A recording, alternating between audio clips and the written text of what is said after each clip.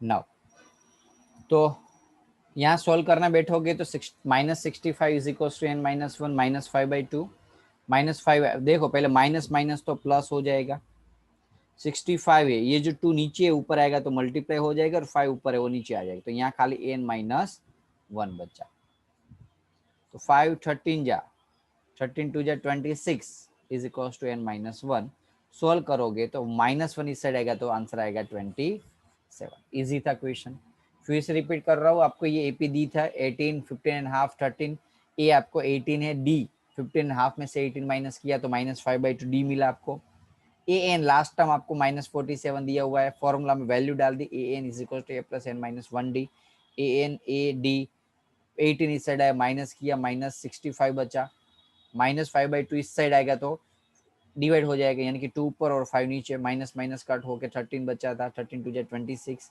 1 इस साइड आएगा तो 27 ओके चलो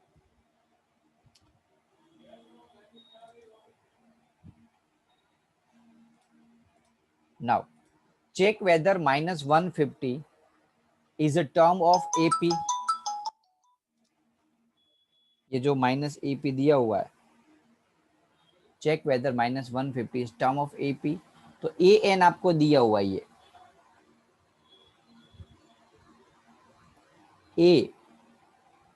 A11 D अब यहां से 8 में से 11 माइनस कर दो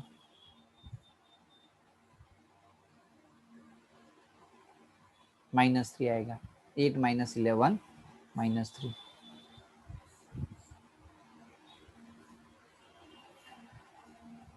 AN है A है D है तो बोलो कि सर क्या फाइंड करना है N फाइंड करना है तो सर यहाँ ऐसा क्यों लिखा है कि चेक वेदर देखो जरूरी नहीं कि हर बार ये वैल्यू आंसर जो ए दिया हुआ इस एपी का ही हो समझ में आ रहा है लाइक एग्जांपल फॉर में वैल्यू लिखो 3 7 11 तो यदि मैं इनके बीच में ऐसी वैल्यू लिख रहा हूं तो ये 13 एक्चुअली सेपी का भाग ही नहीं हो सकता क्योंकि 3 में से 4 ऐड किया तो 7 आया 7 में 4 ऐड किया तो 13 11 आया 11 में 4 ऐड किया तो 15 आएगा तो 13 पॉसिबल ही नहीं है अब मैं एपी लिखूंगा तो ये फर्स्ट टर्म है सेकंड टर्म है ये थर्ड टर्म है फोर्थ टर्म है ये फोर्थ टर्म है ऐसा तो नहीं लिख सकता हो ना कि ये 3.5 टर्म यानी कि जो n की वैल्यू है वो नेचुरल नंबर होनी चाहिए बच्चों ऑलवेज इन नेचुरल नंबर या तो 1 होगी 2 होगी 3 4 5 2.5 2.5 -2 ऐसी वैल्यू हो नहीं सकती n will be always in natural number keep in mind it's a very important and IMP question for your boards examinations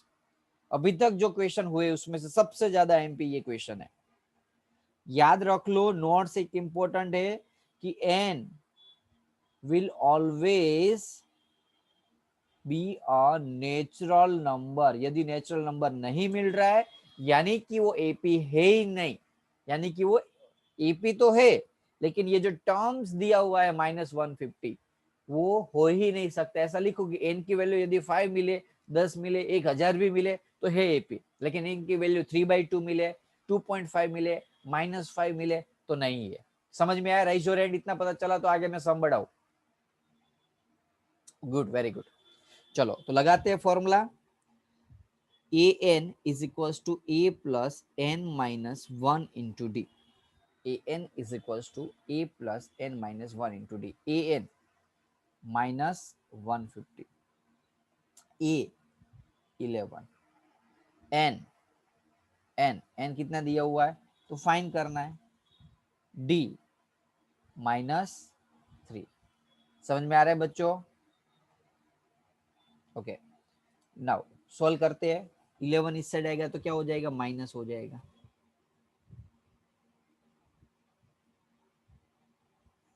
-161 is equal to n -1 into -3 देखो minus minus तो समझ लो कि कट हो गया आगे एक मिनट हो जगह कर देता हूं मैं तो 161 ये 3 जो है मल्टीप्लाई में है n-1 से तो डिवाइड कर देता हूँ 3 5 जा 15 1 3 3 जा 9 20 3 6 जा 18 15.6 समथिंग अराउंड आंसर आ रहा है इज इक्वल्स टू n-1 1 इस साइड आएगा तो n की वैल्यू प्लस हो जाएगी तो 53 में से 54.6 अब देखो ये तो वैल्यू पॉइंट में आई n cannot be in integer form because n always in natural number. n हमेशा नेचुरल नंबर हो सकता है, तो ये एपी है, लेकिन एपी में ये जो टर्म्स -150 दिया हुआ है वो नहीं है. सो -150 is not terms of this AP. कोई डाउट बच्चों? पता चला? Rise your hand. पक्का ना? पता चला सभी को? यानी कि जो -150 हो इस एपी का भाग नहीं है, इस एपी का टर्म्स है ही नहीं. ओके, तो इतना रख आज का सेशन रहता है. अभी ओरल टेस्ट लेनी है, कोई भी रिमूव नहीं होगा. जिसका ओरल टेस्ट देगी ना उसका मैं नाम लिखूंगा, और जिसका नहीं देगी उसका मैसेज जाएगी, और स्पेशली ग्रुप के अंदर व्हाट्सएप में भी और टेक्स्ट मैसेज भी जाएंगे, तो ध्यान देना.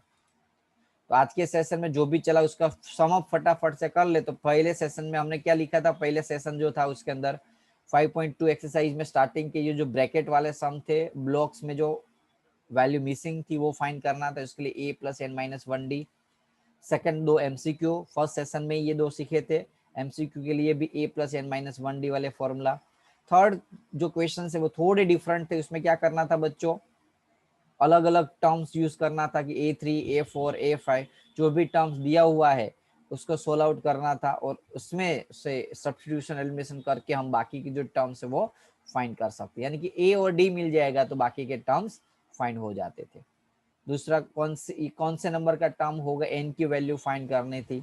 फिफ्थ नंबर में भी सेम ऐसे ही थे, n की वैल्यू फाइंड करनी थी. 6 नंबर का जो हमने सेकंड सेशन के अंदर, फर्स्ट सेशन में हमारे 1 to 5 तक जो 5 अधूरा रह गया था ये नंबर का क्वेश्चन. ओके, अब सेकंड सेशन में हमने क्या लिया? ये वाला 6 नंबर का सम. ओके, इसमें क्या बताना था कि एपी का ये 150 एपी का ये पार्ट है कि नहीं है? तो टर्म्स नहीं है. क्यों? क्योंकि n की वैल्यू यहाँ पॉइंट में मिल रही है. ओके, तो लेक्चर्स तो हम यहाँ खत्म कर, लेकिन ओरल टेस्ट के लिए आपको कंटिन्यूस रहना है.